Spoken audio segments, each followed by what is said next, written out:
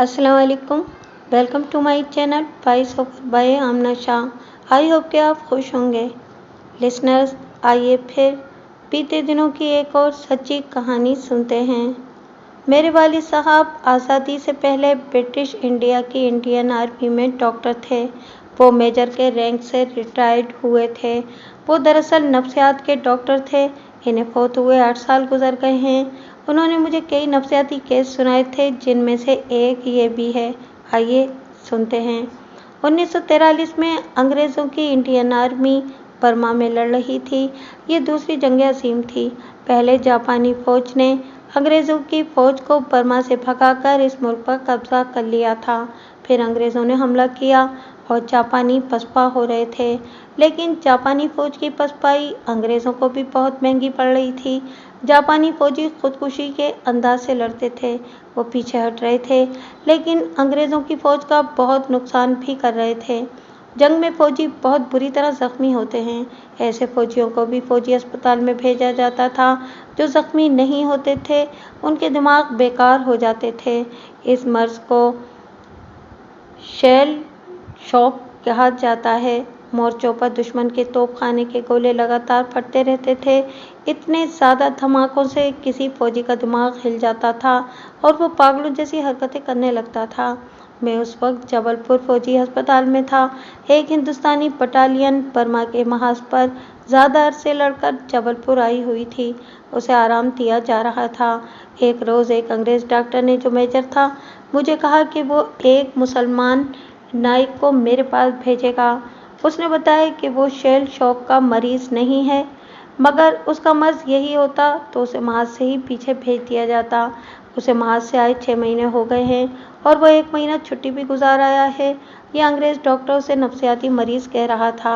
ये अंग्रेज़ डॉक्टर इस नाइक में, जो हिंदुस्तानी मुसलमान था, इसलिए दिलचस्पी ले रहा था कि ये नाइक अमन में ब्रिगेड का एथलीट था और महाज पर काबिल और निडर सेक्शन कमांडो।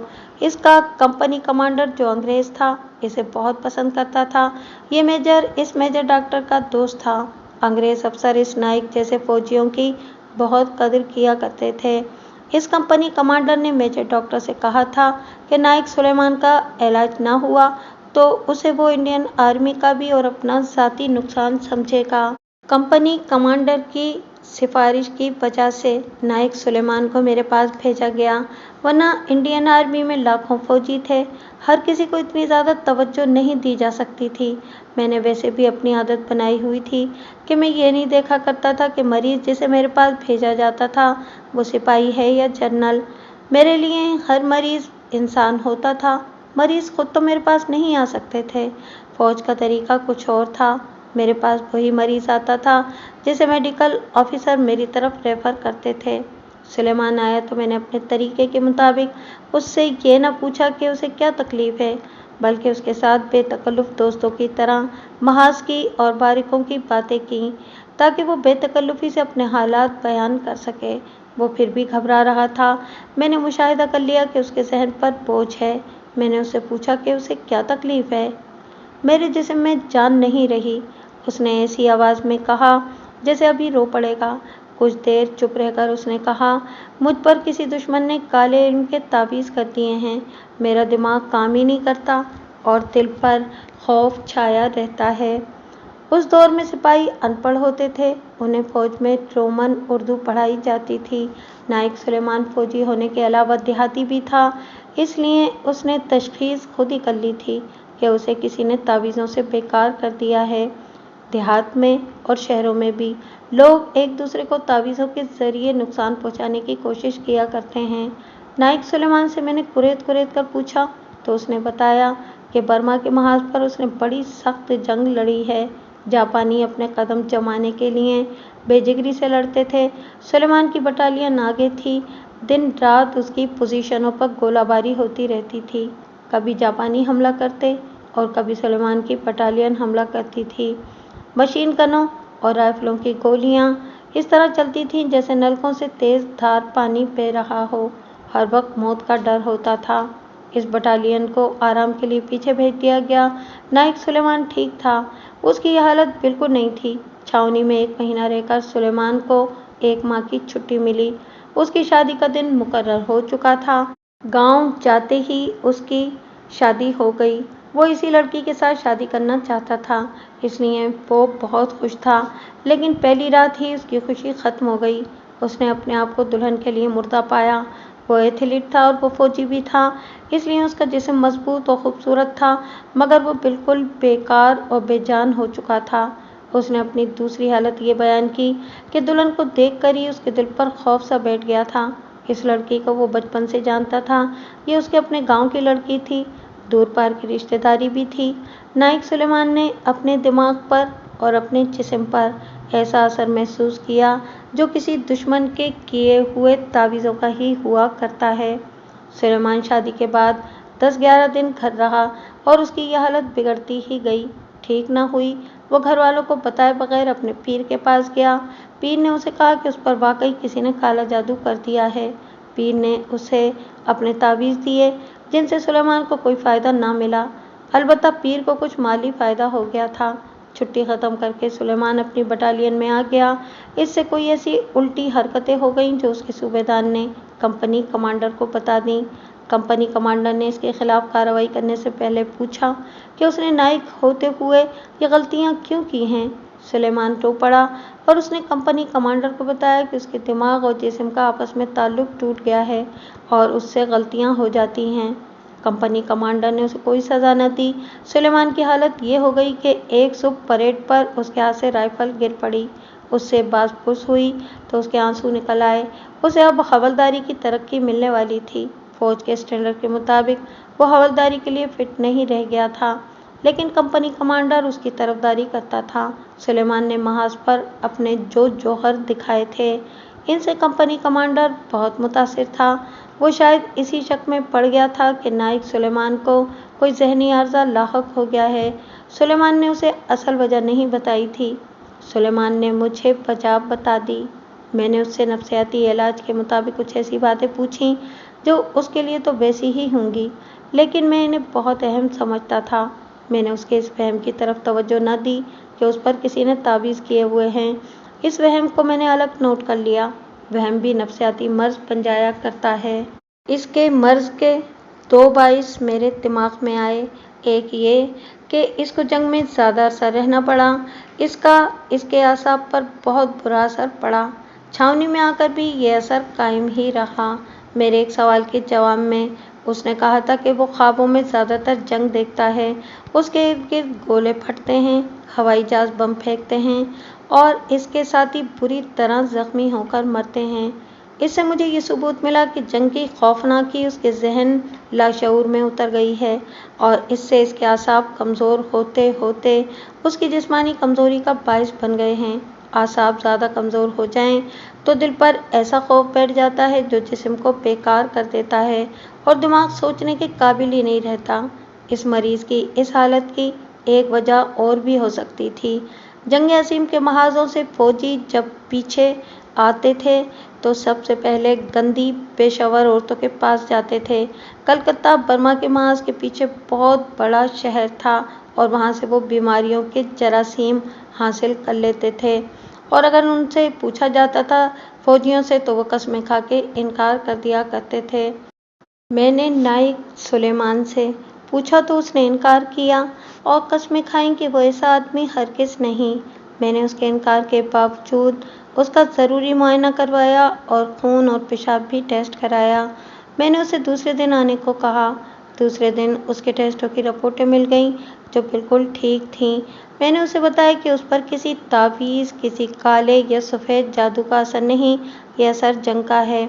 मैंने ऐसे अंदाज और ऐसे अल्फाज में समझाया कि वो समझ गया। मैंने नुस्खा लिखकर उसे अस्पताल से दवाइयाँ दिला दीं। ये आसाबी ताकत की दवाइयाँ थीं। उस ज़माने में आज वाली दवाइयाँ नहीं थीं जो जहन को सुकून देती हैं। नींद की गोलियाँ थीं। मैंने 1 हफ्ते के लिए उसे ये गोलियाँ भी दीं ताकि वो गहरा सोए। चूँकि मैंने लिख दिया था कि उसे 1 हफ्ते के बाद मेरे पास फिर भेजा जाए, इसलिए उसे फिर मेरे पास भेजा गया। उसकी रिपोर्ट ने मुझे मायूस किया। उसकी हालत अगर बिगड़ी नहीं तो ज़रा सी भी बेहतर नहीं हुई थी। मैंने टेलीफोन पर उसके कंपनी कमांडर से पूछा कि अपने काम में अब ये कैसा है। उसकी रिपोर्ट मायूस कुन थी। میں نے انسانی جذبے کے تحت سوچا کہ یہ انگریز میجر ایک ہندوستانی نائک پر کب تک مہربان رہے گا۔ ایک نہ ایک دن تنگ آ کر سلیمان کو میڈیکل بورڈ میں بھیج کر گھر بھجوا دے گا۔ اس کے علاوہ سلیمان کی ترقی کا بھی سوال تھا۔ میں نے اپنے اختیارات استعمال کرتے ہوئے سلیمان کو اسپتال میں داخل کر لیا۔ ذہنی مریضوں کے وارڈ میں تھوڑے سے مریض تھے، میں ہر ایک کو اطمینان سے توجہ دے سکتا تھا۔ سلیمان کو میں نے اپنے مشاہدے اور علاج میں رکھا۔ 15 دنوں بعد وہ بہتر محسوس کرنے لگا۔ میں نے مزید 10-12 دن اسے اسپتال میں رکھا اور جب اسے اسپتال سے نکالا تو لکھ دیا کہ اسے 1 ماہ کی چھٹی دی جائے اور جب یہ واپس آئے تو اسے میرے پاس معائنے کے لیے بھیجا جائے۔ وہ تقریباً 1.5 ماہ بعد میرے پاس آیا۔ اس کی رپورٹ وہی تھی جو پہلے روز تھی۔ اب بھی وہ اپنی بیوی کے لیے بیکار ثابت ہوا اور اس کے دل پر خوف پہلے سے زیادہ تھا۔ اس نے خودکشی کا ارادہ بھی کر لیا تھا۔ اب اسے یقین تھا کہ اس پر کسی نے تعویذ کیے ہوئے ہیں۔ میں اس کا یہ وہم نہیں مانتا تھا۔ اس کا یہ وہم اس کے پیر کے علاوہ کسی ایسے آدمی نے بھی پکا کر دیا تھا جو اس قسم کے تعویذات دیا کرتا تھا۔ نفسیات کا ڈاکٹر تھا۔ میرا طریقہ نفس دیکھنا اور ٹوٹی لگانا نہیں تھا، میں تو اس کے ذہن لاشعور میں سے کچھ نکالنا تھا۔ اب اس نے 2-3 ایسی باتیں کہیں جن سے مجھے شک ہوا کہ اس پر جنگ کا اثر نہیں۔ معاملہ کچھ اور ہے۔ میں نے اپنے طریقے سے اس کے ساتھ باتیں شروع کر دیں۔ تقریباً 1 گھنٹے بعد اس نے ایک پردہ اٹھا دیا۔ صاحب، اس نے کہا، میں نے اس چھٹی کے دوران اپنی آزمائش کی ہے، میں بالکل ٹھیک ہوں، لیکن خاص بات یہ ہے کہ جب بیوی دیکھتی ہے تو میرا پسینہ نکل آتا ہے اور میں اپنی بیوی سے آنکھ نہیں ملا سکتا۔ اس نے یہ بھی کہا کہ میں جب بیوی سے دور ہوتا ہوں تو مجھے کچھ سکون ملتا ہے۔ یہاں مجھے کچھ اور شک ہوا۔ وہ کسی ایسے فوبیا میں مبتلا تھا جس کا تعلق اس کی بیوی کے ساتھ تھا۔ مجھے اس کے 2-3 تجربے سن کر یقین ہو گیا کہ وہ ہر لحاظ سے بہتر ہے، لیکن اس کے ساتھ کوئی خوف ہے جس کا میں نے سراغ لگانا تھا۔ میں نے اس پر اتنے سوال کیے کہ جواب دے دے کر اس کے ہونٹ خشک ہو گئے۔ میں نے اسے پانی پلایا۔ میں خاص طور پر بتاتا ہوں کہ میں تھانے داروں کی طرح تفتیش نہیں کر رہا تھا کہ وہ اپنے آپ کو ملزم سمجھنے لگتا۔ نفسیات کے ڈاکٹر کا انداز بہت ہی مختلف ہوتا ہے۔ میرے انداز میں دوستی کا رنگ بہت ہی واضح تھا اور صاف تھا۔ میں یہ محسوس کرنے لگا تھا کہ کوئی بات ایسی ہے جو وہ چھپانے کی کوشش کر رہا ہے۔ کیا تم اس جہنم سے نہیں نکلنا چاہتے جو تم نے اپنے لیے بنا رکھا ہے؟ میں نے پوچھا۔ ڈاکٹر صاحب، اس کے آنسو نکل آئے۔ کہنے لگا کہ اگر میں اصل بات بتا دوں تو میرا کورٹ مارشل ہو جائے گا۔ آپ میجر صاحب ہیں، میں ڈاکٹر ہوں۔ میں نے کہا، یہ تو فوج نے مجھے رینک دے دیا ہے، مجھے ڈاکٹر سمجھو، میجر نہ سمجھو۔ وہ تھوڑی دیر تک ڈرتا رہا۔ میں نے اسے کہا کہ میں اسے عذاب سے نکالوں گا، مجھے کسی اور عذاب میں نہیں ڈالوں گا۔ میں نے اسے یہ بھی کہا کہ میں مسلمان ہوں اور مسلمانوں کی مدد کرنے والا مسلمان ہوں۔ میں نے اسے یہ بھی کہا کہ میں اس کوشش میں ہوں کہ اسے جلدی ٹھیک کر دوں تاکہ اسے ترقی ملے جو اس کی بیماری کی وجہ سے رکی ہوئی ہے۔ میری بیماری کا علاج آپ کے پاس نہیں میجر صاحب، اس نے کہا۔ مجھے میجر نہ کہو، ڈاکٹر کہو۔ میں نے کہا، تم نے دل میں جو کچھ بھی چھپا رکھا ہے وہ مجھے بتا دو، میں اپنی پوری کوشش کروں گا، شفا اللہ کے ہاتھ میں ہے۔ میں نے اس لڑکی کو جو میری بیوی ہے بڑے غلط طریقے سے حاصل کیا ہے، اس نے کہا۔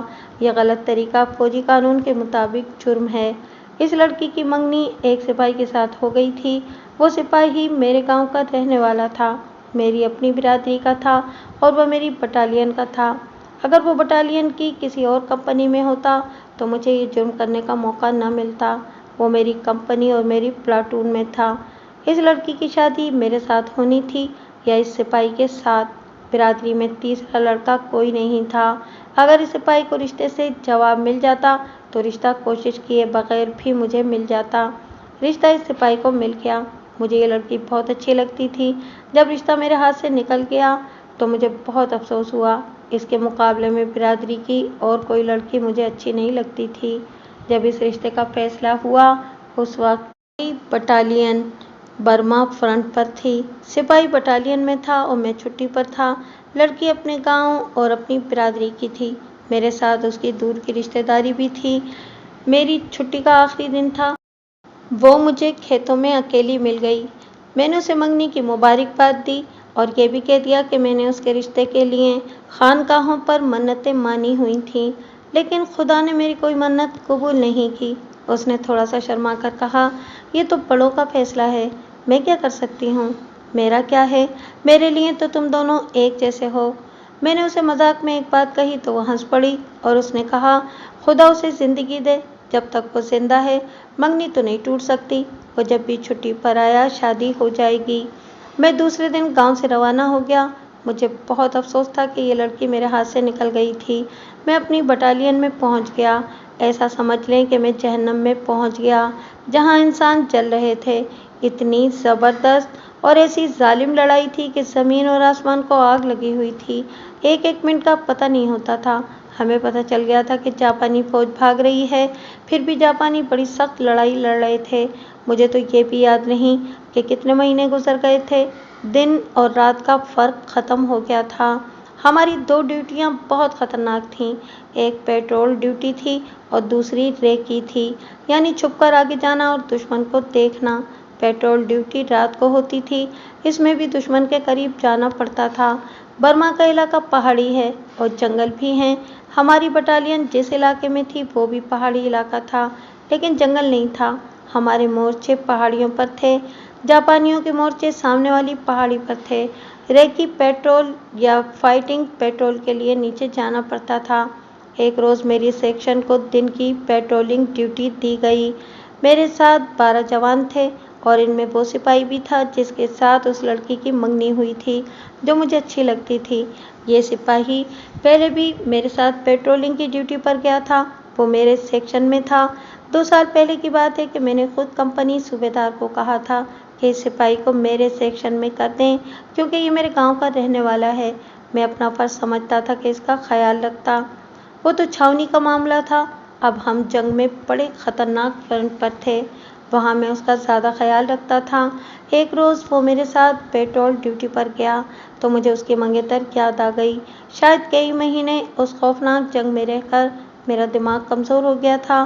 مجھے وہ لڑکی اتنی یاد آئی کہ میرے دل پر بہت برا اثر پڑا۔ مجھے اس لڑکی کے یہ الفاظ یاد آئے، جب تک یہ زندہ ہے منگنی نہیں ٹوٹ سکتی، وہ جب چھٹی پر آیا تو شادی ہو جائے گی۔ میرے دل سے دعا نکلی کہ یہ سپاہی مر جائے۔ میری بٹالین کے 200 سے زائد آدمی مارے جا چکے تھے، اگر یہ مر جاتا تو کیا ہو جاتا؟ مجھے اپنے اوپر قابو نہ رہا۔ میں ان 12 جوانوں کو ساتھ لے کر ٹیکری سے اتر گیا اور نیچے جا کر انہیں پیٹرول کی ترتیب میں تقسیم کر دیا۔ ہم نے جدھر جانا تھا ادھر گئے اور پیٹرول پارٹیاں جو کام کرتی ہیں وہ ہم نے کیا۔ میرے دل میں بڑا خطرناک ارادہ آ گیا۔ میں نے اپنے گاؤں کے سپاہی کو ایک سپاہی کے ساتھ آگے رکھا ہوا تھا۔ میں نے ارادہ یہ کیا کہ چھپ کر پیچھے سے اپنے گاؤں کے سپاہی کو گولی مار دوں۔ ہمارے اوپر سے دونوں طرفہ گولیاں گزر رہی تھیں، مجھے کوئی نہیں پکڑ سکتا تھا۔ میری سیکشن پھیلی ہوئی تھی، ہمیں جگہ جگہ کسی اور میں پوزیشن لینی پڑتی تھی۔ میں نے اس ڈر سے اپنا ارادہ بدل دیا کہ کوئی دیکھ لے گا اور مجھے قتل کی سزا ملے گی۔ ارادہ پھر دل پر غالب آ گیا۔ میں نے ایک اور طریقہ سوچا۔ وہ سپاہی اپنے ایک ساتھی کے ساتھ آگے تھا، میں ایک ٹیکری کے پیچھے جا کر چھپ گیا اور اس سپاہی تک پہنچا۔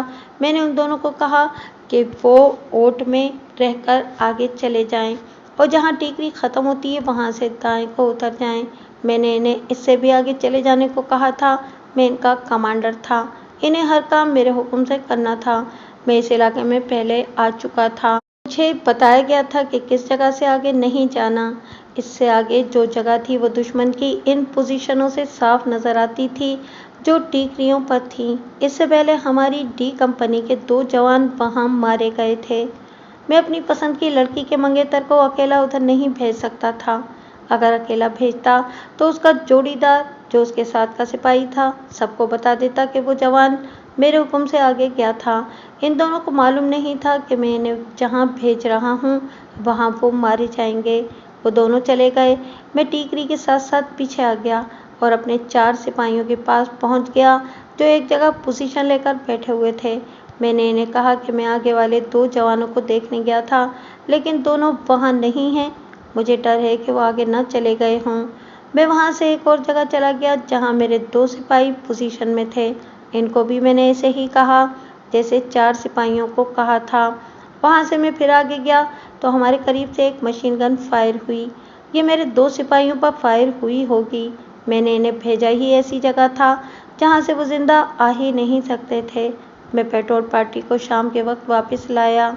वापस कंपनी हेडक्वार्टर में आकर मैंने रिपोर्ट दी कि 2 सिपाही मेरे खबरदार करने के बावजूद खतरनाक इलाके में चले गए थे और मारे गए हैं। मैंने ये झूठ भी बोला कि मैंने आगे जाकर दोनों की लाशें देखने की कोशिश की, लेकिन आगे जाना खतरनाक था। वो यकीनन मारे गए हैं। मुझे 2.5-3 घंटे पहले वापस आ जाना था, लेकिन मैंने कंपनी हेडक्वार्टर में ये रिपोर्ट दी कि मैं लाशें देखने की कोशिश करता रहा हूँ। मैंने दरअसल वहाँ 2.5-3 घंटे इसी वजह से ज़्यादा लगा दिए थे कि वो दोनों सिपाही अगर जिंदा हैं तो वापस आ जाएंगे। वो इतनी देर तक ना आए तो मुझे यकीन हो गया कि वो मारे गए हैं। फिर नाइक सुलेमान ने बताया कि वो दोनों सिपाहियों के घरों को फौजी हेडक्वार्टर की तरफ से सरकारी इतला चली गई होगी कि वो जंग में मारे गए हैं। सुलेमान ने वहीं से अपने घर खत लिखा कि फलां सिपाही जंग में मारा गया है। 15-20 दिनों बाद उसे घर से जवाब मिला कि मोहर सरकारी चिट्ठी भी वहां पहुंच चुकी है। सुलेमान ने अपने बाप को खत लिखकर इतला दी कि अल्लाह को यही मंजूर था कि वो सिपाही मारा गया है। अब लड़की के माँ बाप से लड़की का रिश्ता मांग ले। 1 महीने बाद सुलेमान को बाप का खत मिला कि लड़की वालों ने रिश्ता दे दिया है और वो जब भी छुट्टी पर आएगा तो शादी करती जाएगी। नाइक सुलेमान ने अपने रकीब को ऐसे तरीके से मरवाया था कि किसी को जरा सा भी शक न हुआ। 2-3 महीने बाद उसकी बटालियन को जबलपुर भेज दिया गया। जापानी पूरी तरह पसपा हो गए थे।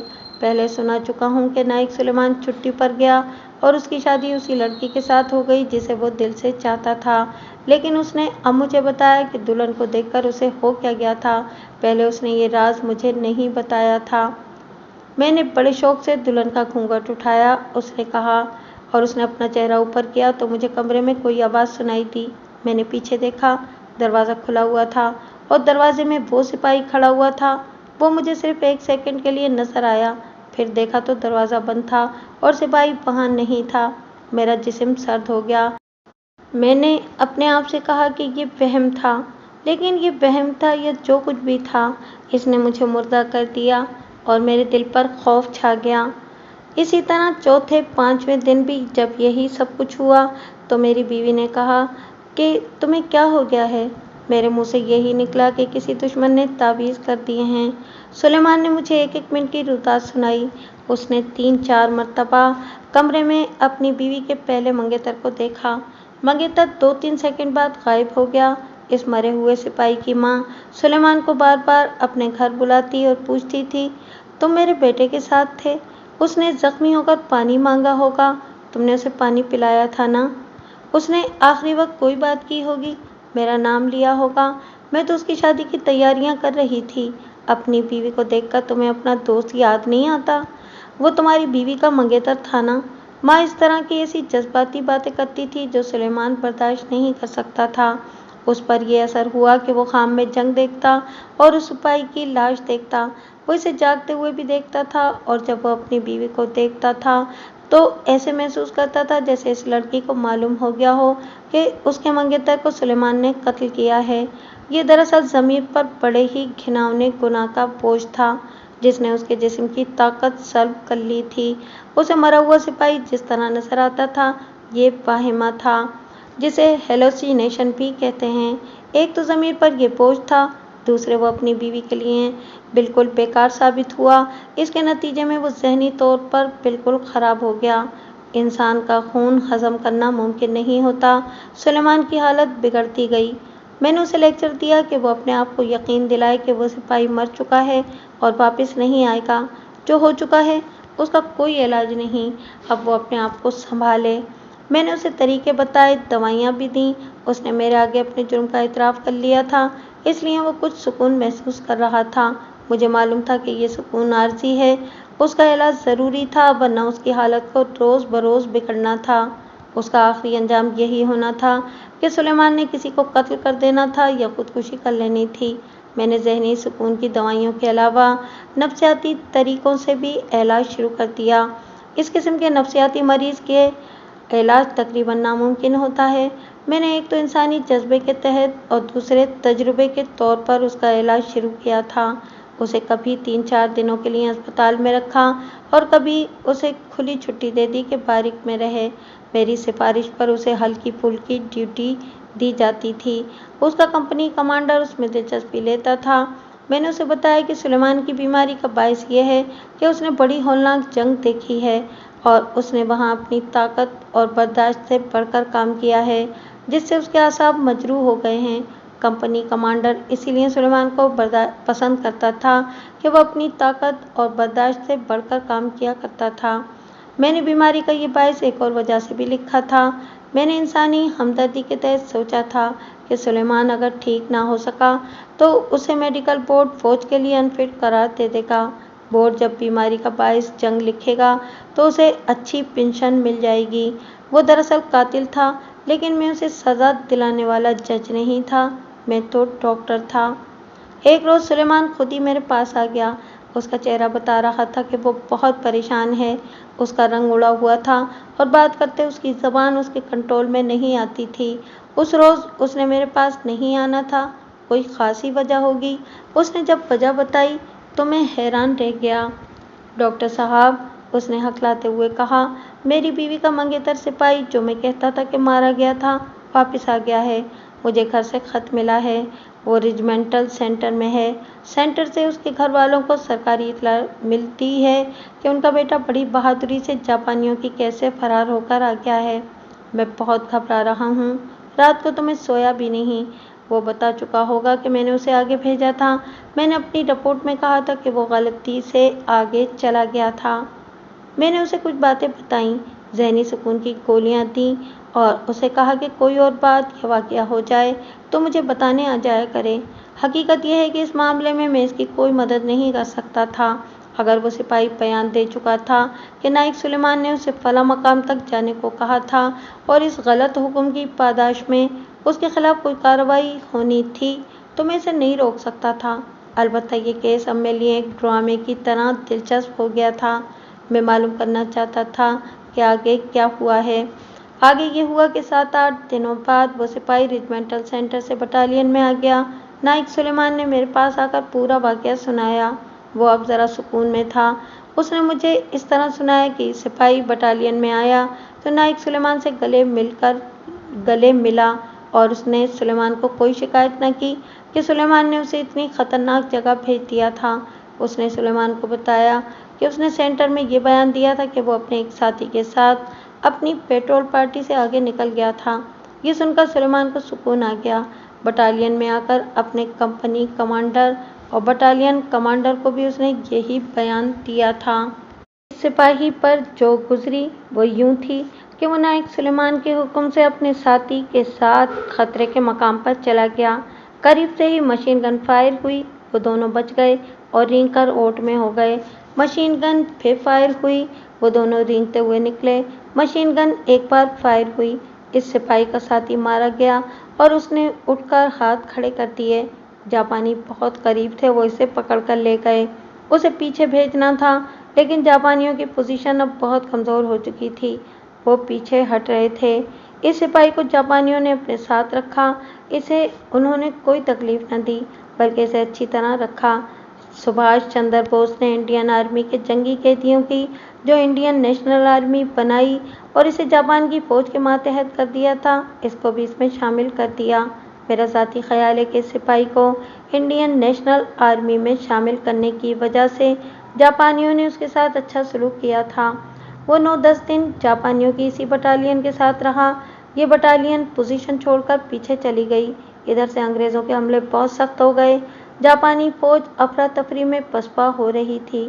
اس بھگدڑ میں سپاہی کو بھاگنے کا موقع مل گیا۔